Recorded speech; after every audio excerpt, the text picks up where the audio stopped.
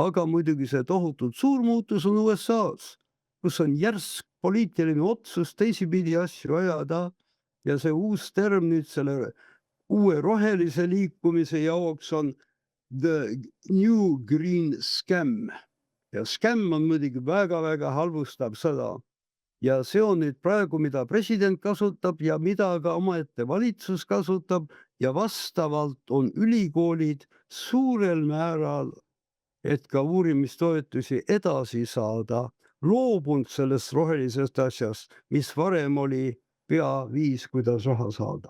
See justkui kõlab nagu selliselt, et varem oli hea viis raha saada, aga väga tõsiselt ju siis teadlased ise ei võtnud seda temaatikat ka. Eriti USA-s ja suurel määral ka Kanadas, kui sa ei olnud päri selle rohelise liikumisega, siis ei olnud sul lootust uurimistöö jaoks raha saada, pigem oli risk, kui sa kuskil töötasid ja sul ei olnud tenuuri professorina, et sind hakati lahti laskma.